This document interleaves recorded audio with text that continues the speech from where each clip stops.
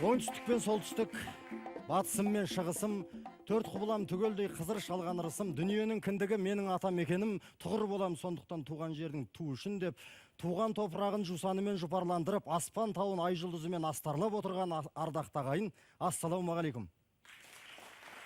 Сіздер бүгін тарихи танымдық этногеографиялық атажұрт бағдарламасының ақтық ойынына қатысып отырған қос команданың білім жарысына куә боласыздар. Малым жанымның садағасы деп, жаным арымның садағасы деп, туған жерге туын желбіреткен пейіліне қарасаң, дархандығыма лайық кең байтақ далам осы деп, ағынан жарылатын ардақты ағайын, туған отан, туған жер, ата мекеніміз аман бол.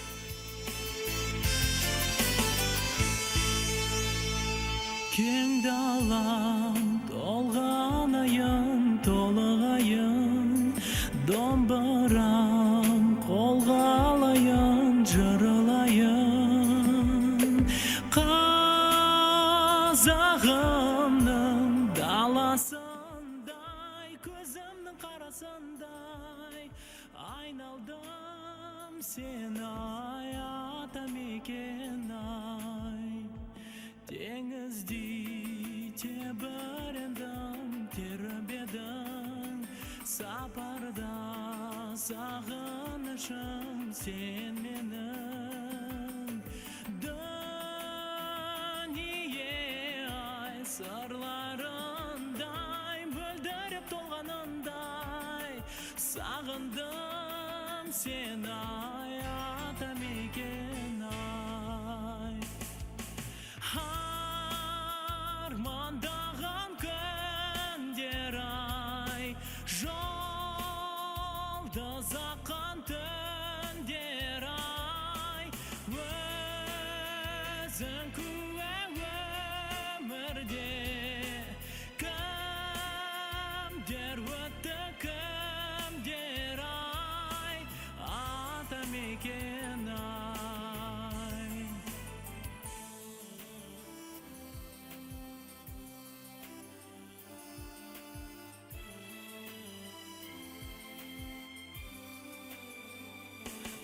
Ғажап-ау ата мекен ғаламат, бір саған тағдырымыз аманат.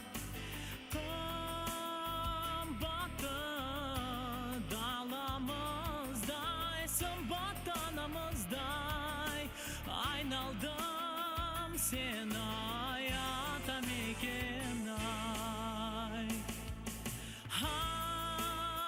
Армандаған күндер ай, жұлдыз аққан түндер ай, өзің куә өмірде кімдер өтті кімдер ай, ата мекен ай, ата мекен ай.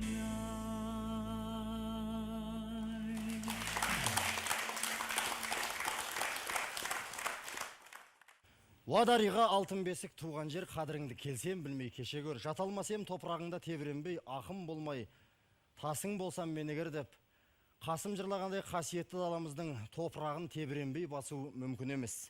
Сондықтан да бүгінгі болатын білім жарысын Бауыржан Исаевтың орындауындағы ата мекен әнімен бастап отырмыз. Ендеше бүгінгі ақтық ойынға суырылып шыққан қос командамен таныс болыңыздар. Абай атындағы ұлттық педагогикалық университетінің Орда командасы.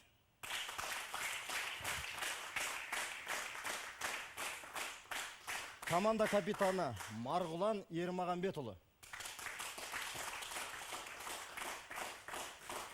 Оның серіктері Сырым Әйелбекұлы, Тимур Жұманов. Ал Марғұлан бірінші айналымдағы 16 команданың арасынан оқ бойы озып шығып, мінекей екінші айналымның жеңімпазымен суперфиналда кездесіп отырсыздар, яғни ақтық ойында. Қош келдіңіздер. Бүгінгі ойында сәттілік тілеймін. Ал екінші команда Әл-Фараби атындағы Қазақ ұлттық университетінің Арыс командасы. Арыс командасы да екінші айналымда 16 команданың арасынан озып шыққан команда, осал емес. Сондықтан да бүгінгі ойынымызда екі команданың білім жарысының деңгейін байқайтын боламыз, қадірлі телекөрермендер. Арыс командасының капитаны Бауыржан Әбдірайымұлы. Оның серіктері Ержан Еркінұлы, Құрманбек Кеңесұлы. Құрметті Атажұрт бағдарламасының тұрақты көрермендері, сіздер бүгінгі ойында қазақ бағдарламаларында көптен күтпеген кереметке кенелетін боласыздар. Ол кереметті осы ойында жеңген командаға тарту ететін бағдарламамыздың демеушісі TEC Group корпорациясы. Сол корпорацияның атынан келіп отырған Ержан Оспанов мырзаға бір ауыз сөздің кезегін берейік. Қос командаға сәт сапар тілесін.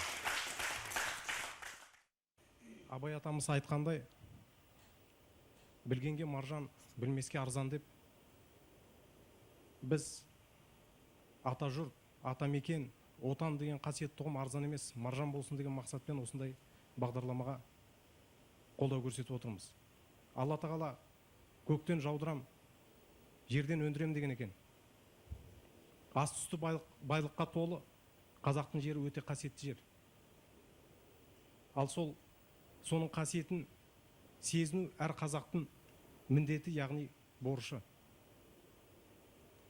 Ендеше бүгін білім жарыстырып, осы суперфиналға шығып отырған қос командаға сәттілік тілеймін. Бәрекелді, рахмет. Сонымен қадірлі телекөрермендер, ойынымызды бастайық.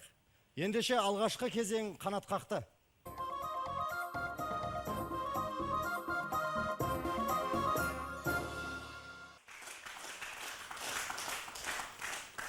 Бәрекелді, ендеше ойынымызды бастамас бұрын ойын шартымен таныстыра кетейін. Бүгінгі ойындағы ұпай сандары әр кезеңде сол күйінше қалады. Бірақ шырқау кезеңі аяқталғаннан кейін жеңген команданың ұпайы 10 есе көбейеді, жеңілген команданың ұпайы 5 есе көбейеді. Ал жерұйықты ойнаған команда міндет түрде миллион ұтады. Жерұйықтың сұрағының жауабы миллион теңге.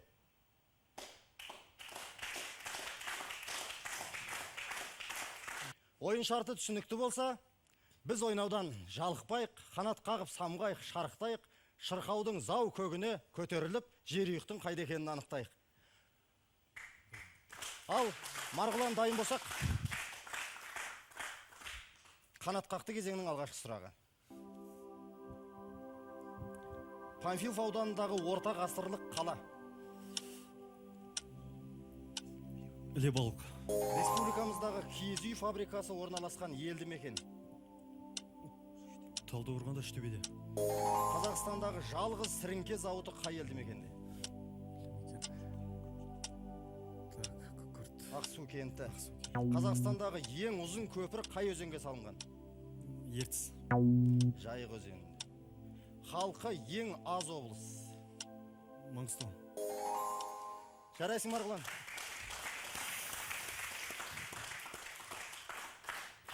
Сонымен алғашқы қанат қақты кезеңінің өзінде сәл екі сұрақтан мүдіріп 12 мың ұпай жинадыңыз.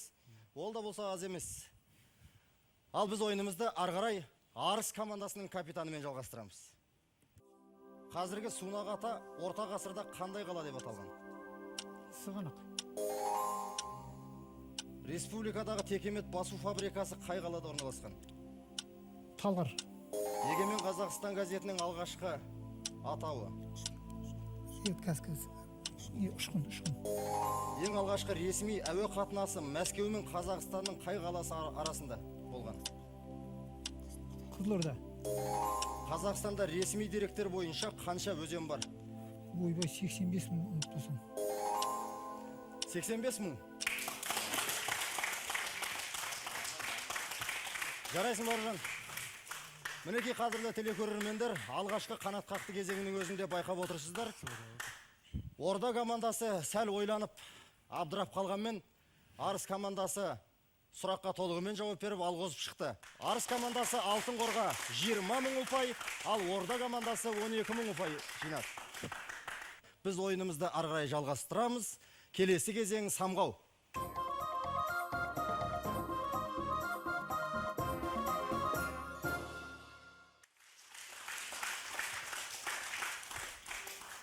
Мінекей самғау кезеңіне де келіп жеттік. Ендеше алтын қорға 20 мың ұпай жинап жігерленіп отырған Арыс командасынан ойынымызды бастаймыз. 640-657 жылдары Батыс түрік қағанатындағы тайпалар арасындағы қырық-пышақ қырқыстар қағанаттың өз ішінен іріп, құлдырап, оның орнына түркітілдес 4 мемлекеттің пайда болуына әсер етті. Сол мемлекеттердің біреуі Қазақстанның орталық және солтүстік шығыс аймақтарында қалыптасты. Мемлекет 12 ру тайпадан құралды. Олардың ру басшыларын шат түрік, кейбір деректерде жабғу деп атаған. Мемлекеттің билеушісі сол кездегі ең үлкен лауазым иесі Қаған деп аталды. Араб зерттеушісі Әл-Идрисидің шығармаларындағы деректерге сүйенсек, бұл мемлекеттің 16 қаласы болған. Бұл қалалар ел ханзадасы Жақан ибн Қағанның айтуымен өзендер мен көлдердің жағалауларында салынған екен. Сұрақ: Әл-Идрисидің деректері бойынша 16 қаласы бар мемлекет қалай аталған? Шығыс жақта есілдің бойында Қимақ астанасы Имақ. Ойлануға 1 минут уақыттарыңыз бар. Қарсы команда нар тәуекел сұрап отыр. Солтүстік шығыс бұдан басқа не Қимақ ешкім жоқ.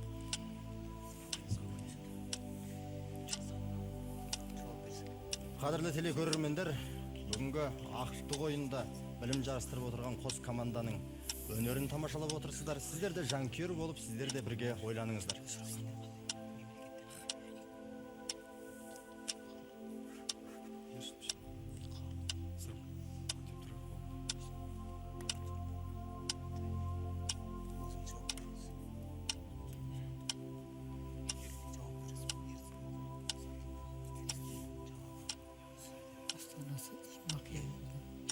Астанасы Ерсін. Солтүстік шығыста жоқ. Жауабы дайын. Уақыт тоқтатамыз ендеше. Уақыт аяқталды. Жауабын Құманбек берсін. Қосымша көмектің керегі жоқ. Жоқ керек. Қапы кетеміз деп ойламасаңыздар, Меніңше Берілген мынау деректер бойынша солтүстік жақта болса. 16 қаласы болса, ертістің жағалауында Имахия деген астанасы болған, Қимақ қағанаты болу керек. әрине, Қимақ мемлекет. Дұрыс.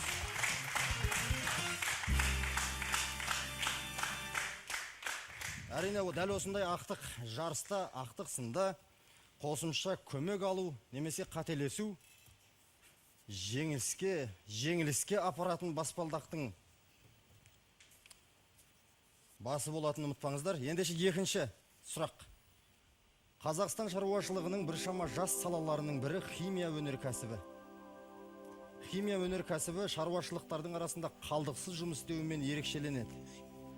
Республикамыздағы қазіргі кездегі негізгі химия өнеркәсіптері 20 ғасырдың бірінші жартысынан бастап салынып, іске қосылған. Ал Қазақстандағы ең алғашқы химия өнеркәсібі оңтүстік Қазақстан аймағынан басталды.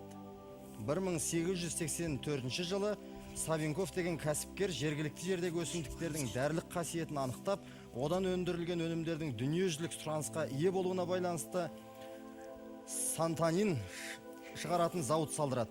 Содан бастап зауыт 18 жыл жұмыс істеген. Кейін кеңестер өкіметі кезінде зауыт қайтадан қолға алынады. Қазір әлі күнге дейін өнім шығарып отырған бұл зауыт 19 ғасырдың аяғында сантанин дәрісін шығаратын дүние жүзіндегі жалғыз зауыт болған. Сонымен сұрақ: Қазақстандағы ең бірінші салынған химия зауыты қай қалада салынды? Жауап дайын.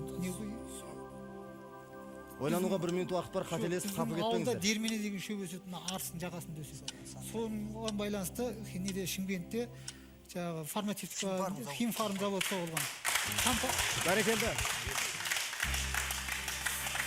Сантанин деген содан дәрі алынады. Керек болса Дермене беріп жіберейін. Бәрекелді. Мінекей, сол Дермене жусанның өсетін қасиет топырағын басып жүрген жігіттер екенін бүгін байқатып, сұрақты бірден шешіп, Атажұрт бағдарламасында Дермене жусанын салып жүруге уәде беріп жатыр. Дұрыс. Бәрекелді Бауыржан. Ендеше біз ойынымызды ары қарай жалғастырамыз. Мінекей Орда командасы. Марғұлан, Иә.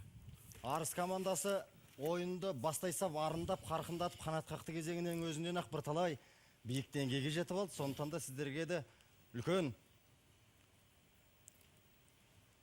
қарқын тілейміз. Ендеше дайын болсақ ойынымызды бастайық. Сұрақ. Әлкей Марғұлан 1904 жылы Баянауыл өңіріндегі Жасыбай көлі маңындағы Найзатаста дүниеге келгенін жақсы білесіздер. 1921-25 жылдар аралығында Семей педагогикалық техникумында оқыған. Ал 1925-29 жылдар аралығында Санкт-Петербургтағы Шығыстану институтының түркітану және тарих филология факультеттерін қатар оқыды. Оның Шығыстану институтына түсуіне себепкер болған Мұхтар Әуезов 1934-35 жылдары Мағжан Жұмабаевпен дос болған үшін абақтыға да жабылған. Оның ең үлкен армандарының бірі Дешті Қыпшақ тарихын зерттеу болатын. Бірақ оның атын әлемге әйгілі еткен біздің заманымызға дейінгі орталық Қазақстанда өмір сүрген тайпалардың қорымын зерттеуі еді. Зерттеу барысында қорымдардың ерекшелігін анықтай отырып, оны тарихта Беғаз Дәндібай мәдениет деп қалдырды. 1958-76 жылдар аралығында Сырдария, Шу, Талас өзендері алабындағы ежелгі қалалардың орнын зерттеді. Оның зерделі зерттеулерінің құндылығын ескере отырып, 1991 жылы Әлкей Марғұлан атындағы археологиялық институт құрылды. Өткен жылы ЮНЕСКО-ның шешімімен ғұлама ғалымның 100 жылдық мерей тойы аталып өтілді. Ол ең бірінші зерттеуін 1926 жылы студент боп жүрген кезінде академик Ферсманның ғылыми зерттеу экспедициясының құрамында жүріп бастаған болатын. Сұрақ. Әлкей Марғұлан академик Ферсманның ғылыми зерттеу экспедициясында жүріп, ең алғашқы рет қай облыстың тарихи археологиялық мұрасын зерттеуге қатынасты? Студент кезінен үлкен ғылыми жұмыс бастаған Әлкей Марғұлан.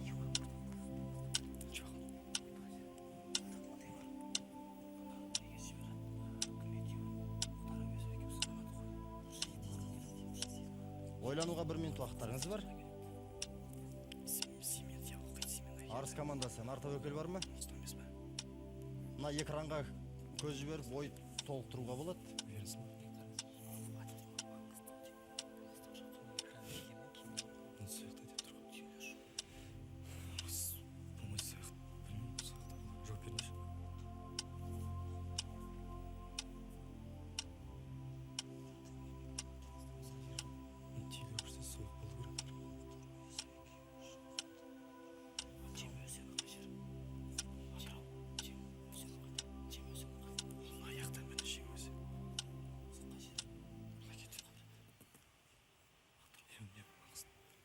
Уақыт аяқталды.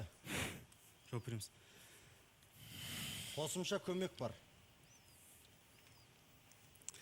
Ена бір жаңа эфир неден қарап тұрық. Әлкей Марғұлан ең бірінші қазақтың біртуар ұлдарының бірі. Археолог, белгілі ғалым. Мен команда шешім бойынша бұл негіз көп еңбегі орталық Қазақстан түгін, бірақ ең бірінші экспедиция бұл жаңа сұрақтың жауабы бойынша бұл Маңғыстау болу керек. Батыс Қазақстан облысы Маңғыстауның бірі Маңғыстау. Дұрыс. Бәрекелді. Ендеше екінші сұрақ.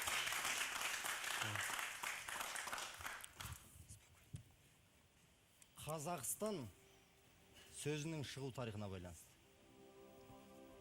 1911 жылға дейін бірде-бір баспасөз беттерінде Қазақстан термині қолданған жоқ. 11 жылға дейін. 1925 жылда өткен съезде Ахмет Байтұрсынов пен Сәкен Сейфуллин Қазағыстан деп атауды ұсынып, 1941 жылға дейін солай аталып келді. Ал орыс тілінде Казақстан болып жазылды. 1936 жылы 5 ақпанда Ораз Исаев қол қойған үкімет қаулысында орыс тілінде Қазақстан деген атау бекітілді. Бірақ еліміздің қазіргі атауы сонау 1911 жылда баспасөз беттерінде жазылып айтыла бастаған болатын. Сол кезде елді мәдениетке, өркениетке жеткізудің бірден бір жолы жаңа сипаттағы газет шығару болып табылды. Бірнеше зиялы адамдар елден қаражат жинап, Қазақстан атты газет шығаруды ұйғарды. Оның редакторы Елеусін Буйрин болды. Буйрин газет шығару үшін генерал-губернатор Дубасовқа жолдаған өтінішінде оның мағынасы қазақ елі, қазақ өлкесі дегенді білдіреді деп жазған. Еліміздің атын тұңғыш рет ресми атаған Елеусін Буйрин кейін Душанбе қаласында сталиндік қуғын сүргіннің құрбаны болды. Сонымен сұрақ, Қазақстан атауын алғаш рет ресми қолданған Қазақстан газеті қандай елді мекенде басылып шыққан еді? Дайын сұрақ. Ойларыңызға сенімді болмасаңыздар, қосымша көмек тағы бар. Орда 11-ші, сосын кейін оралда емес пе?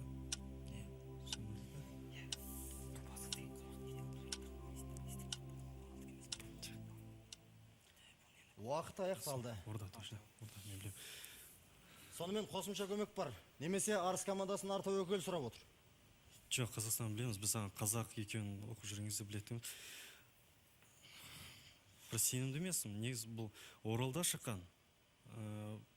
Ал басында Ордада шыққан, Орда деген жер. Ну, Орда деген Әрине, елді мекен. мынау бүгінгі сұрағымызға жауаптарыңыз өте дұрыс. Өздеріңіз Орда командасы және ол Ордада шыққан газет болса, оны білмеу.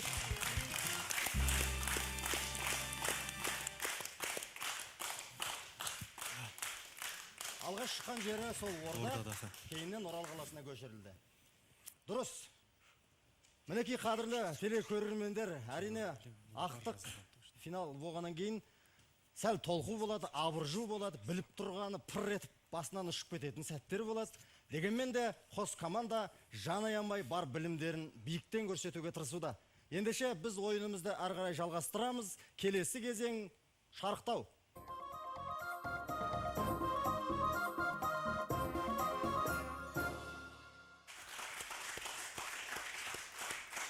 Осылайша қос команданың самғау кезеңінен өткен білім жарысын байқап келе жатырмыз. Ендеше шарықтау кезеңінде екі команданың жанашырларына қойылатын сұрағымыз бар. Ол әр командаға ұпай санын еселеп беретін және өздері де олжалы болатын сәт. Ал біз ойын шарты бойынша ұпай саны басым команда, яғни осының алдында ұпай саны басым болған Арыс командасымен бастаймыз. Мінекей қадірлі телекөрермендер, бүгінгі ойынымызда шарықтау кезеңінде болатын ойынға жанашыр ретінде қатысып келіп отырған Әл-Фараби атындағы Қазақ ұлттық университетінің профессоры Амангелді Тәжжұлы мырза қатысып отыр. Ал Амангелді аға, мынау жанашырлардың қатарында отыр екенсіз. Осы Атажұрт бағдарламасына және өздеріңіздің университеттен үлкен шаңырақтың бірінен қатысып отырған командаға және Абай атындағы үлкен қара шаңыраққа сәт сапар тілегіңізді, бағдарламаға лебізіңізді білдірсеңіз. Біріншіден мынау Әл-Фараби атындағы Қазақ ұлттық университетінің география факультетінің студенттерінің осындай финалдық жарысқа қатынасып, әзірге табысты келе жатқанына қуаныштық білдірем және құттықтаймын бұларды. Ал мынау Қазақстан телерадио корпорация айтатын бір алғысым, осындай танымалдық бағдарламаларды ұйымдастырып, мынау біздің жастарды білімге ынталандырғаныңызға өте үлкен рахмет айту керек. Сонан соң осы бағдарламаға демеуші болып отырған TSE Group корпорациясына алғысымызды білдіреміз. Ал жалпы бүгінгі осы бағдарламада жеңген-жеңілген болмайды деп ойлаймын. Бүгін мынау бағдарламаның маған ұнайтын жері, негізгі тірегі бұл бағдарламаның географиялық білім, географиялық ілім және география ғылымдарына қатысты болғаннан соң бүгінгі жеңіс тек білімнің жеңісі болады деп ойлаймын. Сіздерге сәт тілеймін. Бәрекелді, рахмет. Мінекей ойынымызды бастамас бұрын университеттің атынан жанкүйер болып келіп отырған Амангелді ағамыздың Ақжарды лебізін тыңдадық. Ендеше біз қатарыңызда отырған осы командаға шын жанашыр болып қатысып отырған жанашырларға сұрақ қояйық. 15 ғасырдың ортасында Ертіс өзенінің алабына қазақтар қоныстанып, қазақ хандығының шекарасын ұлғайтты. 16 ғасырда Жоңғар ханы Батур Ертіс өзенінің жоғарғы және төменгі ағыстарын толығымен жаулап алды. Өзінің билігін нығайту мақсатында 1648 жылы сол жерге Зардыжикент қамалын салғызды. 1670 жылы жоңғарлар арасындағы қырғи қабақ соғыстың кесірінен қамал толық қирап, тек орны қалған болатын. Осы жерге 1718 жылы Ресей патшалығы ұйымдастырған әскери экспедиция келіп, болашақ қаланың негізін қалады. Сонымен бұл қай қала? Мен Әл-Фараби атындағы Қазақ ұлттық университетінің бірінші курс студенті Есентай Ерлан. Бұл сұрақтың жауабы Семей қаласы. Әрине, алғаш бекініс ретінде салынған Семей қаласы. Бәрекелді, мінекей, Арыс командасының жанашыры өз командасының ұпай санын еселеп беріп, өзі де олжалы болып отыр. Ал Ерлан, өзіңнің білімділігімен жеткен олжаңды қабыл ал.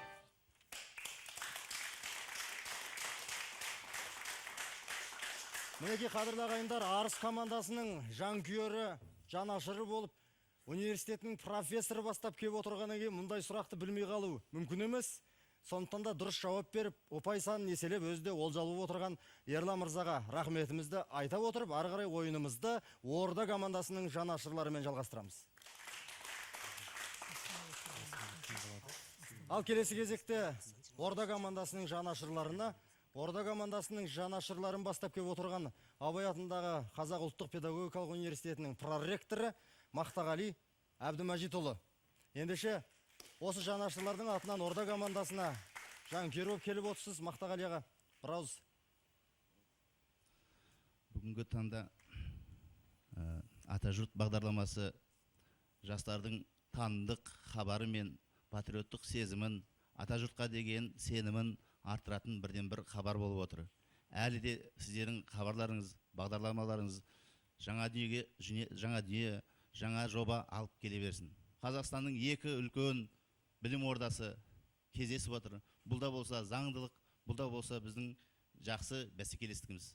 Мен ойлаймын, бізді бастаған Орда командасы Атажұртымызға танымалы Ақсақ Темірдей, Әлкей Марғұлан академиктей, Сырым Батырдай жігіттеріміздің алға қойған мақсаты, жеңісі бізге сенім артады. Сіздердің хабарларыңыз жалғасып жүре берсін. Бәрекелді.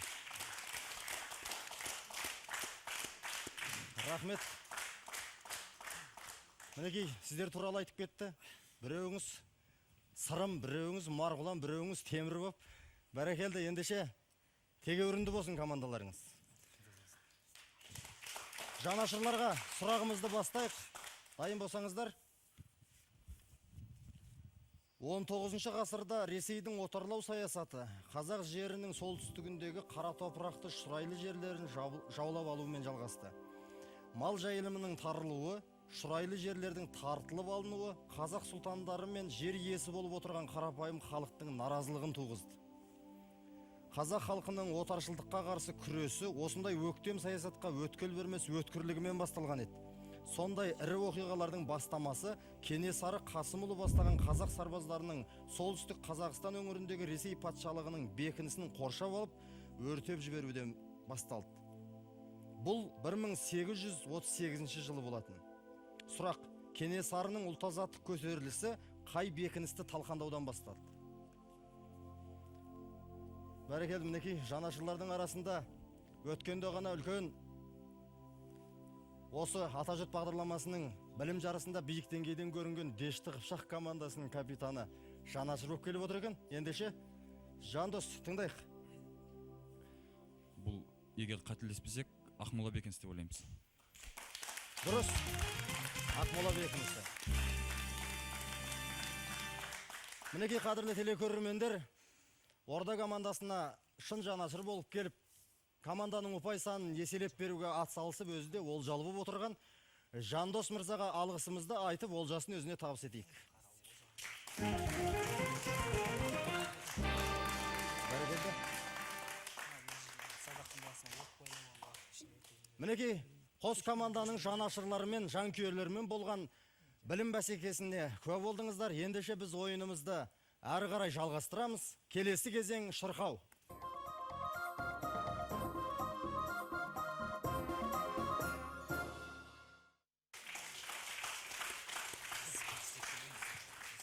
Осылайша, қадірлі телекөрермендер, қос команданың ұпай саны әлі өзгере қойған жоқ, тепе-тең келе жатыр.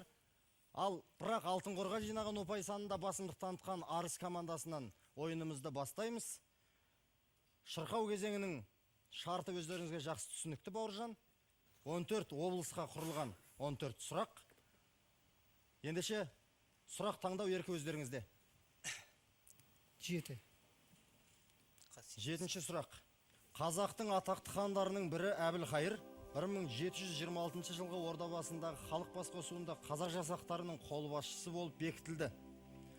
Содан кейін 1727 жылы Бұланты, Білеуті және Аңырақай шайқасында мықты қолбасшы екендігін танытты. Сол кездің геосаяси жағдайына байланысты Әбілқайыр хан орыс бодандығына кіруді дұрыс деп тапқан соң Ресей патшалығына келісім шарт жасауына тура келді. Ресейдің отарлау саясатын түсінгенімен 1735 жылы Ор бекінісін салуға өзі ұсыныс жасайды. Бірақ осы бекіністің түбіне жететінін білген жоқ. Сол замандағы билер шешімімен орыстанып бара жатқан Әбілқайыр ханның басын алу керек болды. Бұл үкімді орындауды Барақ сұлтанға тапсырды. 1748 жылы Әбілқайырды Ор бекінісінен келе жатқан жерінен Барақ сұлтан күтіп алып, өзіне жүктелген міндетін орындайды. Сұрақ: Әбілқайыр хан қай өзеннің бойында қаза тапты? Ойлануға 1 минут уақыттарыңыз бар. Қарсы команда атсалысып Нартәуекел сұрауға болады.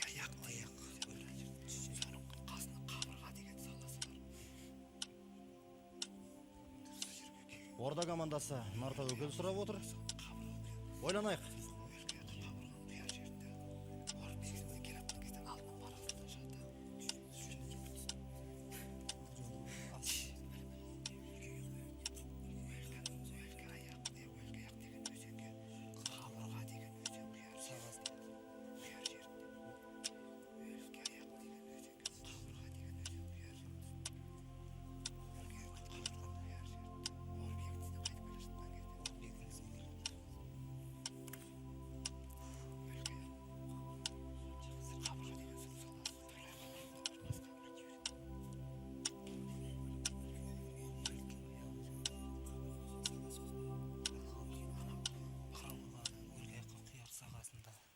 Уақыт аяқталды. Сонымен Кім Ержан берсін жауабын. Нартәуекел сұрап отыр Орда командасы. Команданың жоғары бойынша бұл Өлкаяқ өзені, Қабырға өзені құяр жерінде болған оқиға бұл. Әрине дұрыс, Қостанай облысы. Қазір хан моласы деп аталатын жер. Бәрекелді. Ендеше біз ойынымызды ары қарай Орда командасының сұрақ таңдау еркімен жалғастырамыз. Сонымен Марғұлан, сіздердің таңдауларыңыз? 5. 5-ші сұрақ. Дайын болсақ бастайық. Дайынбыз. Бұл Қазақстанның оңтүстігіндегі ежелгі қалалардың бірі. 7-ші ғасырдан бастап Ұлы Жібек жолындағы ірі қалалардың бірі болған. Қытайдың белгілі монахы Цюань Цзан жылнамасында, яғни 629 жылы қаланы саудагерлер қаласы деп көрсетеді. 11-12 ғасырларда мұндағы сауда айналымы жергілікті теңгемен жүргізіліп, көршілес қалаларға қару-жарақ, мата, мыс, темір өнімдері жеткізіліп тұрған. Археологтардың зерттеуі бойынша сол кезде онда және айналасындағы тығыз орналасқан елді мекендерді қосып есептегенде 40 000 халық тұрыпты-мыс. 11-12 ғасырларда осынау шаһарда болған араб зерттеушісі Макдиси оны былай суреттейді. Бұл ірі шаһарда Рабат пен адамдар тұратын Медина бар. Мединадан 4 дарбаза арқылы сыртқа шығады. Нуджакент дарбазасы, Шакрон дарбазасы, Фархан дарбазасы және Бұхар дарбазасы болған. Шаһар таза, халқының тұрмысы жақсы дейді. Бұл халық қай қалаға берілген сипаттама? Ойлануға 1 минут уақыттарыңыз бар.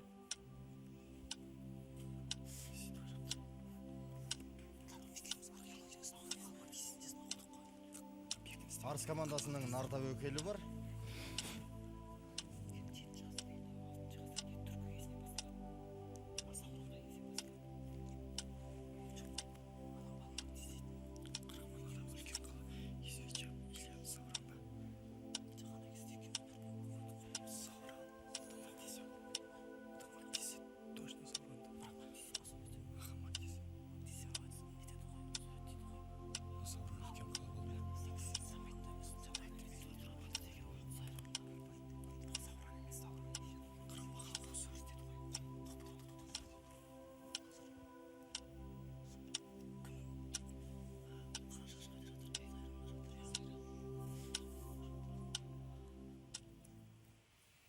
Уақыт аяқталды. Ал Марғұлан, командаңызбен ақылдасып, ары қарай ойлануға уақыт жоқ. Қосымша көмек бар және мына жақта Арыс командасының нарта өкілі бар. Сонымен? Онда мен жауабын айтайын. Жоқ, өзіңіз не бірақ енді орта ғасыр қалалары бұл кезде бірнеше қалалар болды ғой, Ұлы Жібек жолында ірі қалалар. Біздің ойымызша бұл Сайрам Спичав қаласы шығар. Әрине Сайрам қаласы. Бәрекелді, көптен бері ойынымызға қатыспай, біраз уақыт өткізіп алғаннан кейін сәл толқып тұрсыздар. Ойларыңыз, ойлануларыңыз өте ауыр болып жатыр, бірақ нақты сұрақтар тауып алсыздар. Дұрыс. Арыс командасының сұрақ таңдау еркін байқайық. Ал Бауыржан, сонымен 3-ші терезе. Мұқият болыңыздар, 3-ші терезенің сұрағы. Қазақ бейнелеу өнерінің негізін салушы Әбілхан Қастеев 1904 жылы қазіргі Алматы облысында дүниеге келген. Бала кезінде қой бағып жүріп тау-тасқа қашап сызып салған суреттер ақ оның ерекше дарын иесі екендігін танытады. Әбілхан Қастеев 1923-36 жылдар аралығында танымал суретшілер Хлудовтың және Бродскийдің көркем сурет студиясында оқып, мол тәжірибе жинайды. Ұлтына, туған жеріне, отанына деген сүйіспеншілігі әр картинасына әр беріп, шығармашылық жолын шыңдай түседі.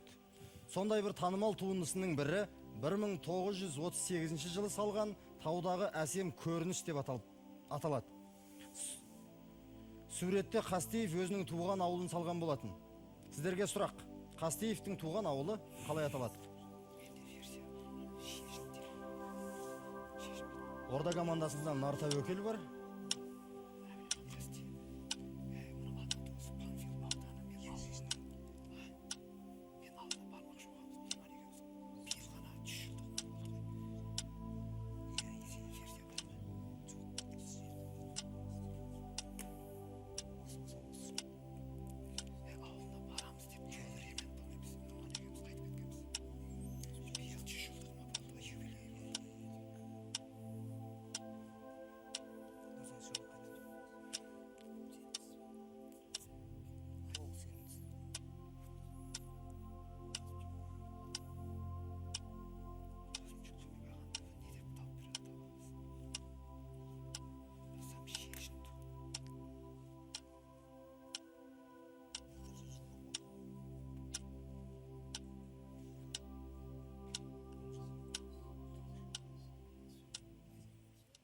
Сонымен уақыт аяқталды. Қосымша көмек бар, Нарта өкіл бар. Ойланыңыздар.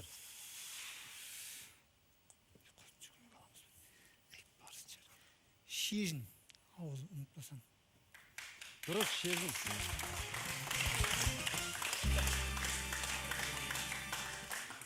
Бәрекелді, Панфилов ауданына қарасты Тышқантаудың етегінде Шежін ауылы. Шежін деген өзен бар. Әбілхан Қастеевтің сол ауыл туралы салған картинасы да көз алдарыңызға келген шығар. Ал кеттік. Сонымен 9-шы терезе. 9-шы терезе. 9-шы сұрақ. Мынадай. Жамбыл облысы ежелгі тарихи қалаларға бай өлкелердің бірі. Ал сұрақ Ұлы Жібек жолында орналасқан шағын шаһардың біреуіне ғана қатысты қойылады. Бұл қала туралы алғашқы тарихи деректер 7-8 ғасырдағы Цюан Цзанның жол бағдарында және Тан әулет тарих кітабында жазылған. Араб саяхатшысы Ибн Хордатбек шаһарды Тараздан шығысқа қарай 14 фарсах жерде орналасқан десе, 8 ғасырда өмір сүрген географиялық сөздіктің авторы Якут қаланы түрік елінің шекарасында орналасқан көрікті қала деп атайды. Қаланың орнын алғаш рет 19 ғасырда Бартоль зерттесе, алғашқы археологиялық қазба жұмыстарын Жетісу археологиялық экспедициясының жетекшісі Бернштам зерттеген. 740 жылы Батыс түрік қағанының соңғы билеушісі Ашина Цуйцзида осы орта ғасырлық қалада қайтыс болады. Сонымен бұл қала қалай аталады?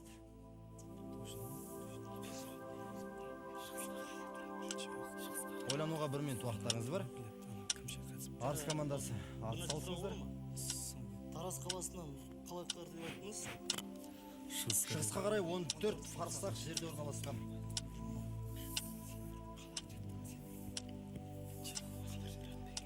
Фарсақтың қазіргі өлшемін білетін шығарсыздар. Нартәуекел бар. Бірге ойланайық.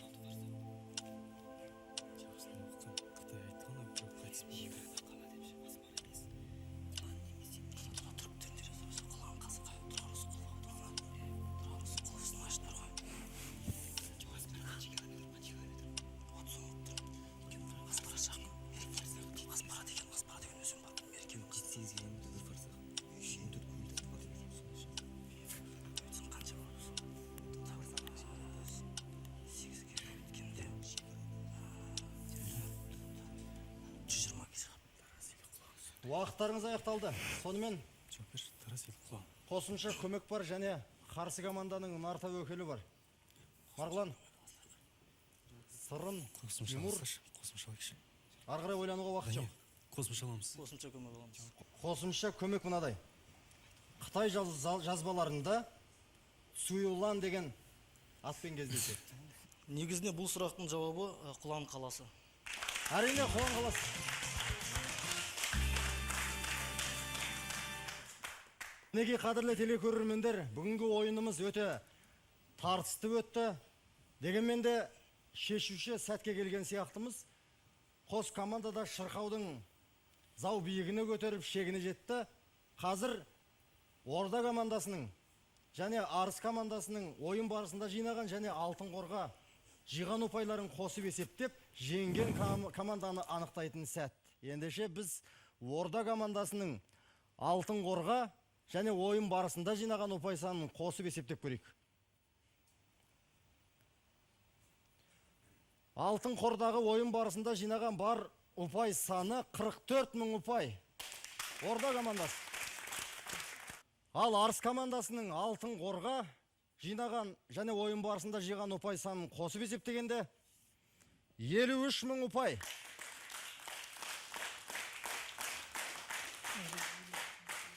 Мінекей қадірлі телекөрермендер, Абай атындағы Қазақ ұлттық педагогикалық университеті мен Әл-Фараби атындағы Қазақ ұлттық университетінің арасындағы Атажұрт бағдарламасының ақтық финалында жеңімпаз атанып, туын желбіретіп тұрған команда Арыс командасы.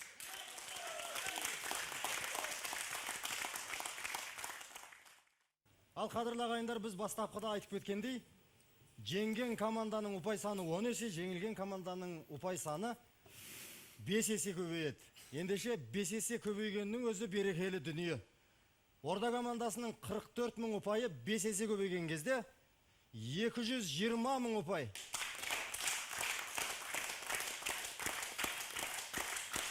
Ал Марғұлан, Сырым, Тимур 220 мың ұпай, 220 мың теңгеге айналған кезде Орда командасы үшін оңай олжа емес.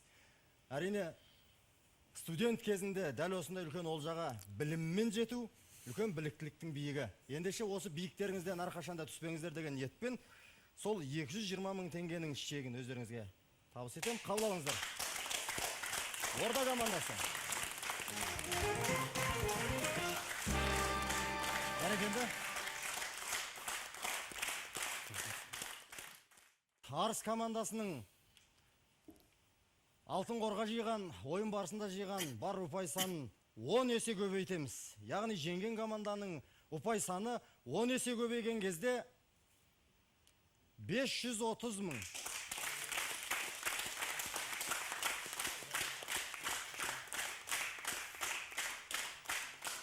Бәрекелді. Жұрттың бәрін таң тамаша қып, құлағын көтеріп елеңдеткізіп жүрген 500 миллион теңге қоржындарыңызда. Бүгінгі ойынымызға қатысып, қос командаға жанкүйер болып келіп отырған команда капитандары отыр. Ендеше сол команда капитандарына, жанашырларға қойылатын біздің бағдарлама демеушінің сұрағы болса, бір-бірден соны сұрап көрсек.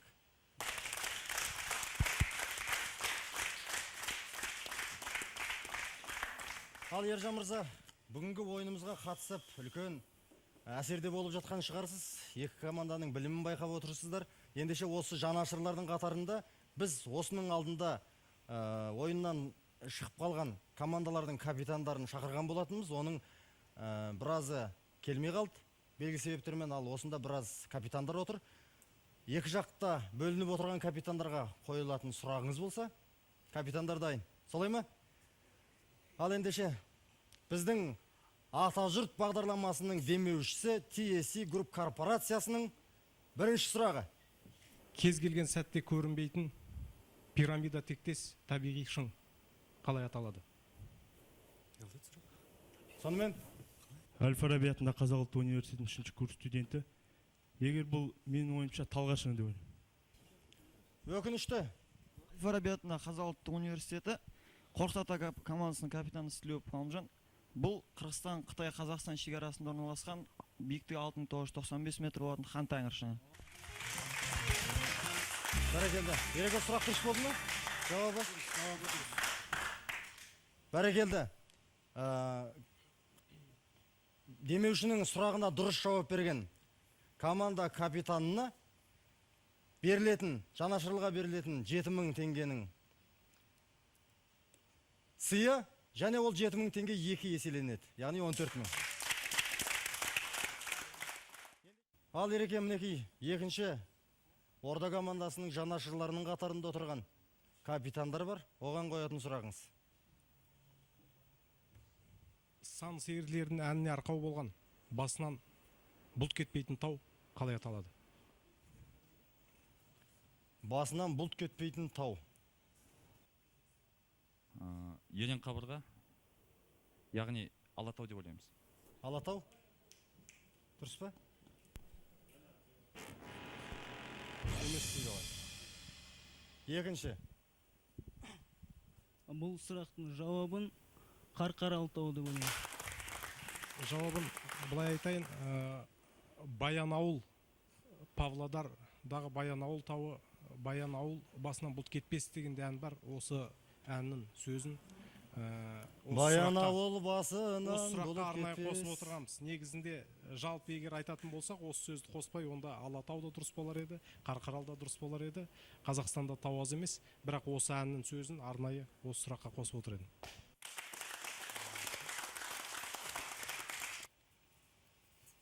Арыс командасының капитаны Бауыржан мырза. Жерұйықтың сұрағының жауабының астында 1 миллион теңге жатыр. Сонымен жерұйықты ойнап, ойынның жауабын тапсаңыздар, жерұйықты ойнап, сұраққа дұрыс жауап берсеңіздер, 500 миллионның үстіне тағы 1 миллион қосылады. Сондықтан ойланыңыздар. Ойнаймыз ғой? Ойнайық, көрейік. Ойнайтын болып шештік. Ендеше қадірлі телекөрермендер, бүгінгі ойынымызда жеңіске жеткен Арыс командасы Асан Қайғы бабамыз армандаған жерұйыққа біз жетеміз деп отыр. Жерұйықтың нағыз жерұйық екеніне көзі де жетіп отыр. Себебі жерұйықтың жауабының қасында 1 миллион теңге бар.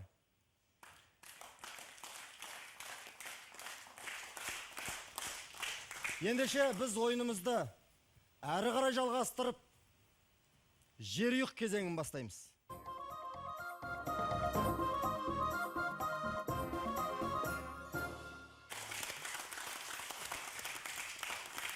Мінекей қадірлі телекөрермендер, Асан Қайғы бабамыз армандаған жерұйықтан бөлек, бүгін үлкен ата жұртымыздың рухани жерұйығына сапар кешкелі отырмыз. Ендеше Арыс командасы, Бауыржан, жерұйықтың сұрағы мына конверттің ішінде. Бұл сіздер де білмейсіздер, біздер де білмейміз, бұның ішінде қандай сұрақ барын. Қазір мен сіздердің көздеріңізше ашайын. Сосын оқимын. Ал мұқият болыңыздар. Сұрақ. Асыға жұт келмейтін, ел аласы, ру таласы жоқ жерұйық деген жерді іздепті. Қазақ таласының 8 қиыр 4 тарабын аралап, жолда көрген жер суының бәрінің сипатын дәп басыпты. Асан атамыз 2 өзенді көргенде бірінің суы май екен депті. екіншісінің шөбі май екен депті. Бұл екі өзеннің атын айтыңыздар. Бірінің суы май екен депті. Бір өзеннің шөбі май екен депті. Ойлануға 1 минут уақыттарыңыз бар, қосымша көмек жоқ.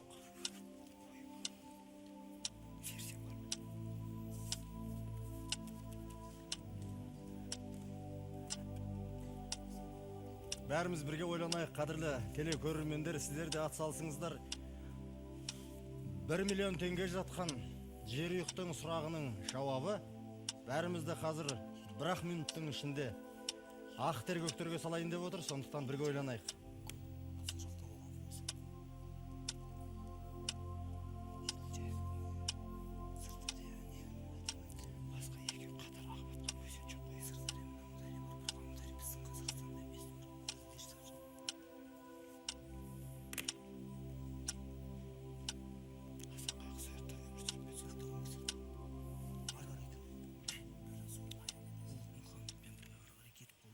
Уақыт аяқталды.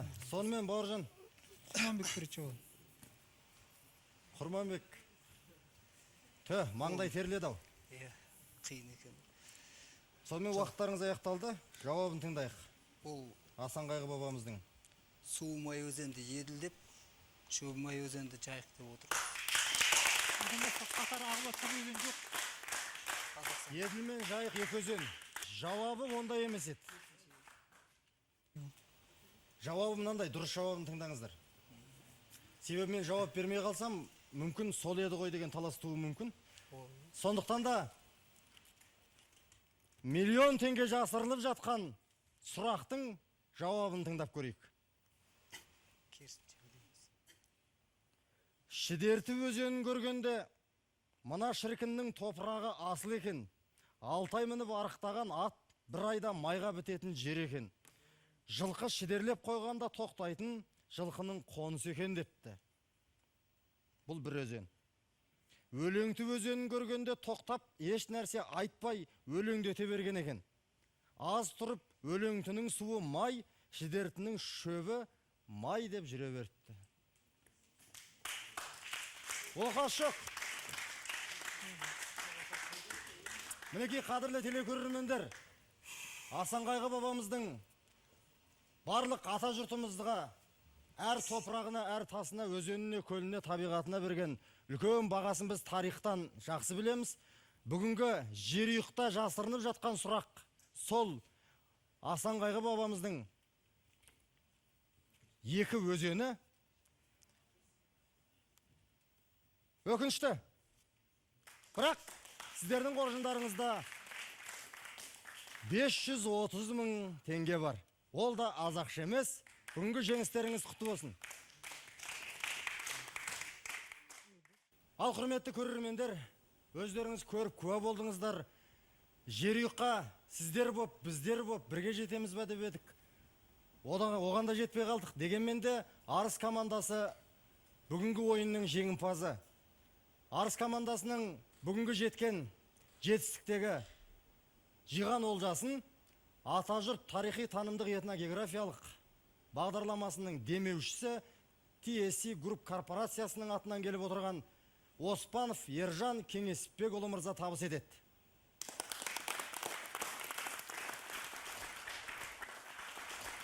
Құрметті қауым, жерді ақылмен бай, адам ақылмен бай демекші, бүгінгі білім сайысында мықтылар жеңіске жетіп отыр. Бірақ бұл жеңіс жай жеңіс емес, бұл жеңіс елінің, жерінің, ұлтының қадір қасиетін аспандататын жеңіс. Бұл азаматтылықтың жеңісі. Азамат болыңдар.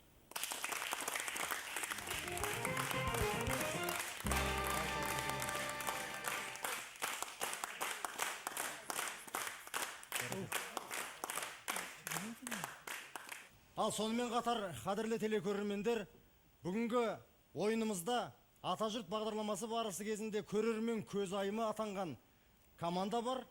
Оғанда осы TSC Group корпорациясының атынан арнайы сыйлық.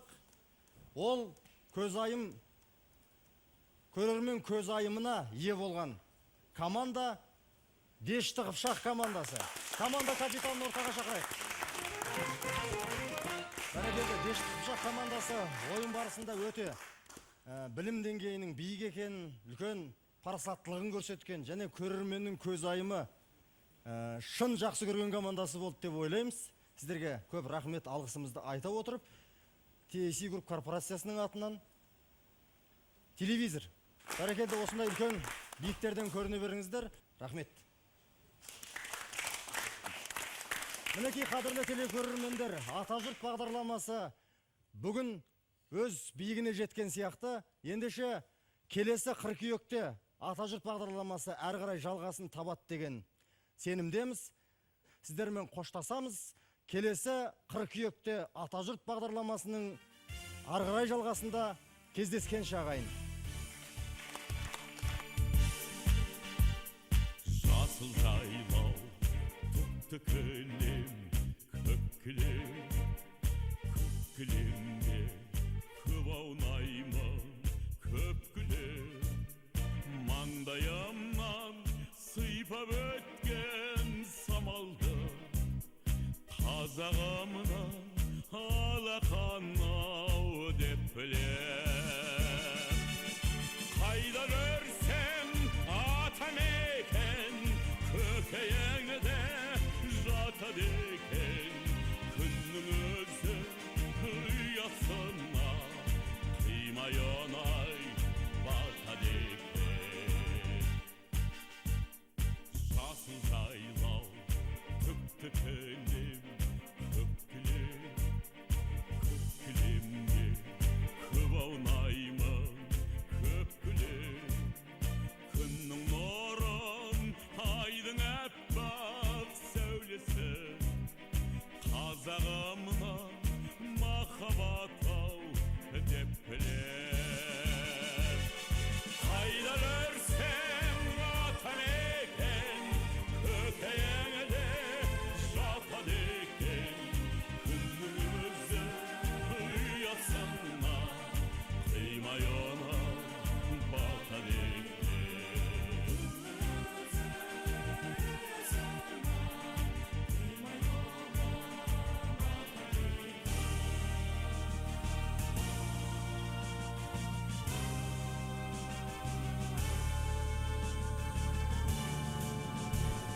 Жасыл жайлау, түкті кілем, көк кілем, көк кілемде көп аунаймын, көп күлем. Асқар тауын аспаныммен таласқан, қазағымнан мәртебе сау деп білем.